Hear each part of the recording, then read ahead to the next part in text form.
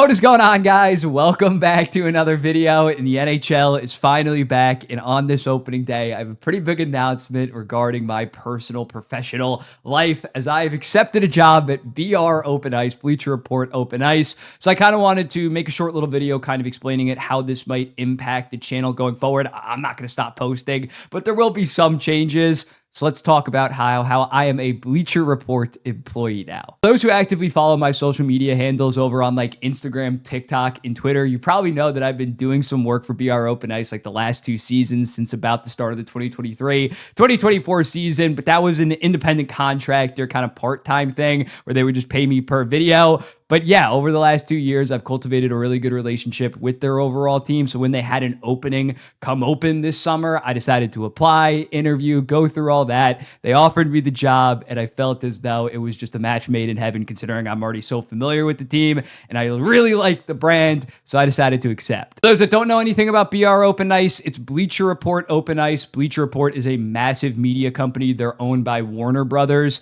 and as a result, they have direct access to TNT, the NHL on TNT. They're basically the social arm for TNT, if that makes sense. And in my opinion, I would have said this 2 years ago, I think they are the most forward-thinking professional hockey media brand compared to like ESPN, that I don't think does that good of a job compared to maybe some other ones. I feel like they're the perfect blend of both being hip as well as being pretty professional, whether it's memes and overall video style. So yeah, I'm a Warner Brothers employee, as wild as that is to say. Warner Brothers is a huge company. I'm technically co-workers with James Gunn, the director of Superman, and I've actually DM'd him, and I know who he's going to cast as Batman, and it's a fantastic pick.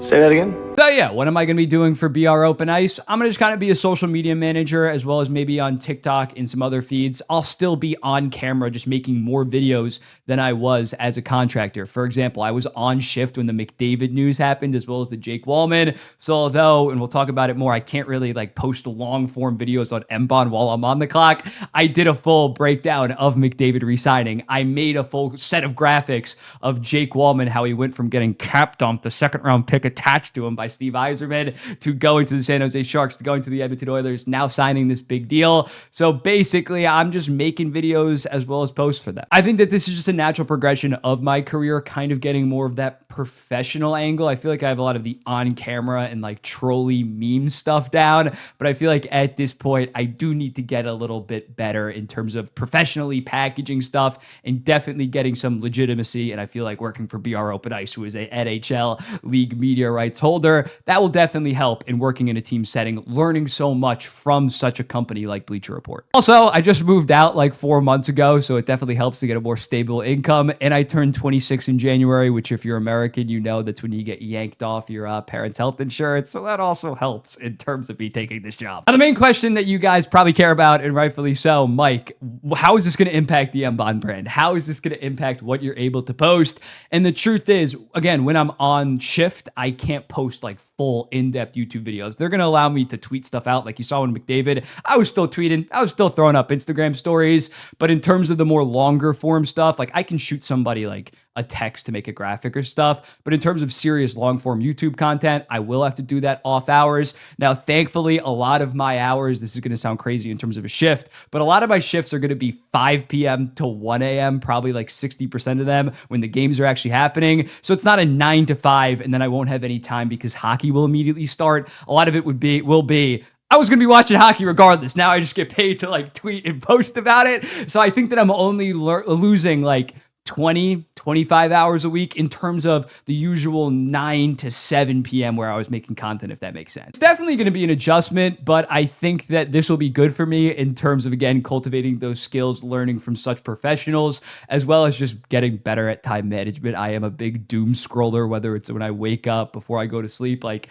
I know that I can find the time in terms of being more productive, in terms of having better time management to be able to juggle both, hopefully. But yeah, in terms of immediately getting something out as soon as there's a re-signing, trade, big move, that might be impacted. I can't lie about that. If I'm on shift, again, I can't rip like Mikko Rantanen. If I was on shift for that, I can't immediately rip a 15-minute video kind of breaking that down. So in terms of being very, very timely, that will be impacted to a degree. But I also hope and plan, as a result of now having more stable income, to kind of bring in potentially video editors for some of my more long form projects and kind of improve the overall quality of the channel. There might not be as much quantity. I think I was probably producing too much quantity, like a video every single day, 3 Instagrams, 2 TikToks. Like, that's just not sustainable. So I think, and I said this before a couple months ago, I'm trying to up the quality. Quantity might take a little bit of a hit, and this will definitely also hurt the quantity a little bit. And my contract with Bleacher Report goes until they lift the Stanley Cup. So 2 scenarios that I hope happens is either I crush both, personal growth, Bleacher Report, learning so much, want to stay on for another year and they extend my contract, or maybe there's a world where I also do good at both, but I just decide to go back into the individual space after learning so much from Bleacher Report. So that's the ideal plan. We're not sure how long this is going to be, but we know it's at least until they lift the Stanley Cup. So yeah, that's kind of the gist of it. I started like a week ago, so I have been producing videos while also working 40 hours a week. It's not like I just started. I think I'm going to be able to manage both of this. And at the end of the day, I just want to say thank you to you guys, because you guys are why I've been able to get all these opportunities, now be able to get a full-time paying job in hockey content creation and just covering hockey, because you guys liked my videos for some reason back in 2021. You guys showed support towards me, and as a result, I was able to get on their radar and now be able to have a full-time job in hockey content creation, have 20,000 subscribers over on YouTube. That is absolutely insane. So thank you guys so much. I don't take this for granted. I'm honored to be able to do both of these things. And I really hope that I can deliver you guys good content every single day, even with now this new job. It's great problems to have. It's a great problem that I'm going to be hockey content creating for like 60, 70 hours a week. Thank you guys so much for everything. And yeah, here's to another amazing season. We're just continuing to grow this thing. I'll be seeing the next one. Peace.